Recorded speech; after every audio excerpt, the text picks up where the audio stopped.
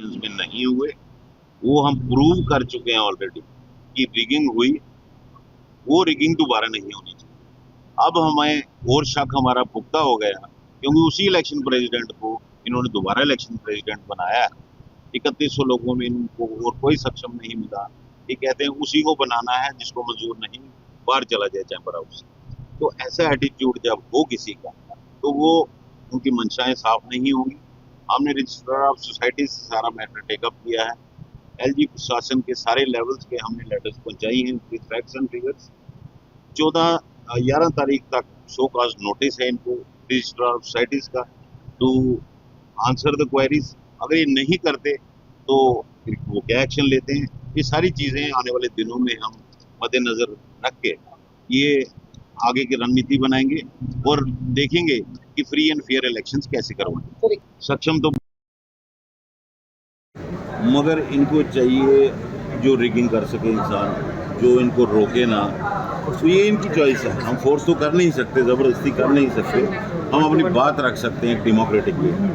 वो डेमोक्रेटिक वे में एक तरीका ये भी था कि हम रजिस्ट्रार सोसाइटीज़ को लिखें जिसके पास रजिस्टर्ड है चैम्बर। तो अब इसके बाद क्या रणनीति बनती है, कोर्ट से कोई लिमिटेड डायरेक्शन लेनी, क्योंकि हम नहीं चाहते कि इलेक्शन प्रोसेस डिले हो।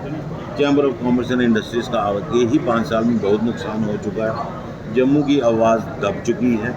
ट्रेड और इंडस्ट्री इंस्पेक्टर राज के से जूझ रही है। जो टीम खुद ही मीडिया में बोलती है हमारी सुनवाई नहीं है, तो फिर दूसरा कौन सा इंटरेस्ट है जिसको पूरा करने के लिए ये इलेक्शन रिग करके दोबारा बैठना। फिर कई सारी चीज़ों को लेकर जब आपने वापस किया, ये जहाँ डिमोलिशन की बात है तो उनको पूछो कि जेसीबी आई थी उधर। मेरे टाइम में ये टूटा फूटा चैम्बर एक चमकता हुआ व्यापार का इदारा बना, अपेक्स बॉडी है ट्रेड एंड इंडस्ट्री की, और चैम्बर के 10 पैसे भी उसमें खर्च नहीं हुए। राष्ट्रीय ध्वज भी मेरे कार्यकाल में लहराया गया। भगवान की मूर्तियाँ भी मेरे टाइम में वहाँ उनकी स्थापना हुई, वहाँ के जगराते भी हुए उधर।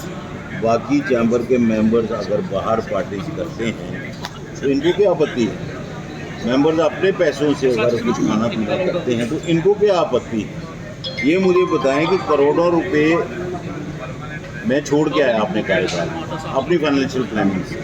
पिछले कर्जे चैम्बर के ख़त्म करवा के आया। जो लीज डीड कोई नहीं करा सका 24 साल, वो लीज चैम्बर के नाम करा के आया। मेरे जाने के बाद करोड़ों रुपए उधर आए।